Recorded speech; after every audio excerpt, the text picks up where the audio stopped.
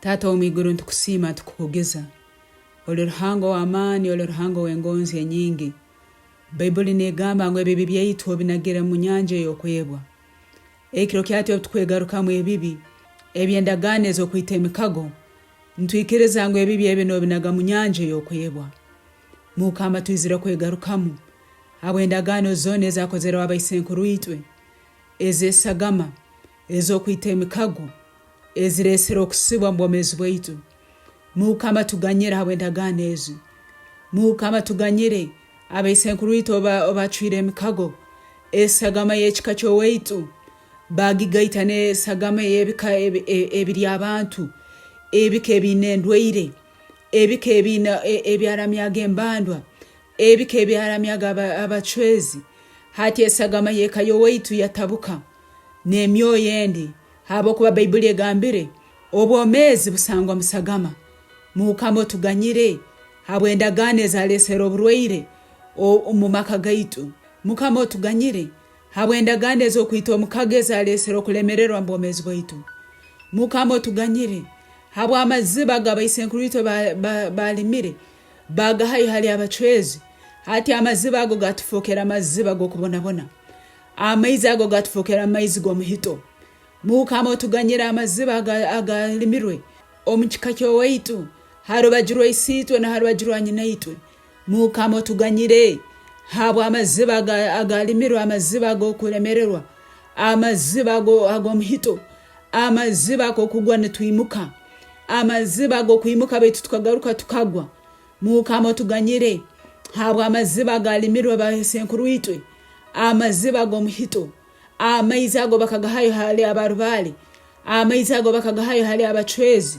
Hati amaziba ago twanywa amaizi ago kubonabona, twanywa amaizi ago muhito, twanywa amaizi ago kulemwa kurakurana.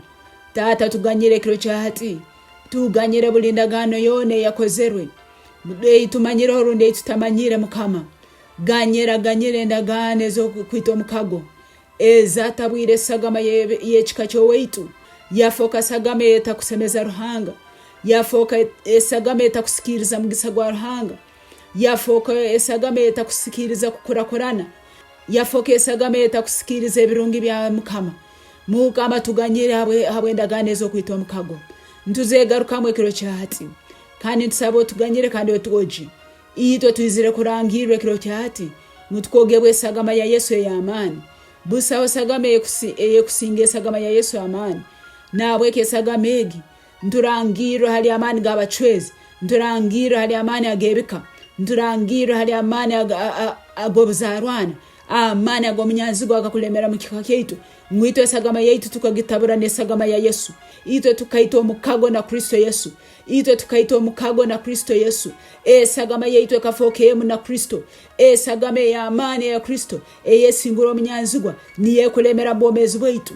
Esagama ya Kristo eyekusingura abanyanzigwa niyo ekukora bwomeezi bwaitu. Nabweke amaani ag'omunyanzigwa turugeho mwibali ya Yesu. Nabweke amaani ag'omunyanzigwa rugamba bwomeezi bwaitu ekiro kyati mwibali ya Yesu. Iyo amaani ag'ekirima rugamba bwomeezi bwaitu ekiro kyati habwa amaani ag'esagama ya Yesu. Esagama Yesu nebinga okulemererwa, esagama Yesu nebinga amaani gona agatusibire, esagama Yesu nesazamu endagaano zoona ezakozerwa mu kayo waitu, esagama Yesu nesazamu endagaano harubajirwa nyina itwe, harubajirwa isiitwe mwibali ya Yesu. Esagama Yesu nesazamu endagaano ez'okulemererwa, esagama Yesu nesazamu endagaano ez'oburwaire, esagama Yesu nesazamu buli endagaano zoona ezitasemerire kuba bwomeezi bwaitu.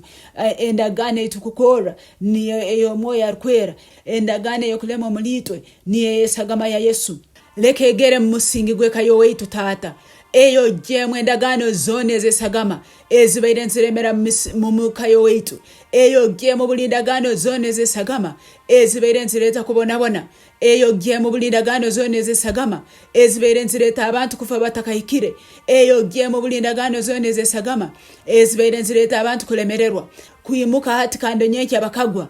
Ai Tata ekiro kyati leka esagama ya Yesu egenya kutugambira ebintu ebirungi kukira esagama ya Beri egambire amakago waitu ebirungi byonka, egambira amakago waitu okukurakurana, egambira amakago waitu okukizibwa, egambira amakago waitu obugayiga. Webale Yesu, Webale Yesu, webale Taata, habwokuba ebyokusiisa byange obinagira mu nyanja ey'okwebwa.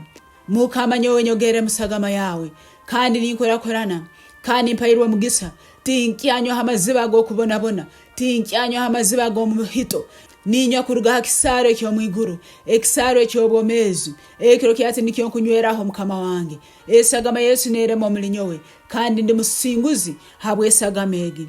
Webale ab'okuhulira esaala yange mukama, webale ab'okumbungira n'okubungira eka y'owaitu, webale mukama ab'okubungira emirimu y'emikono yange, webale ab'okubungira abantu boona abanyabuzaale bange, webale ab'okubungira eka yange n'abaana bange.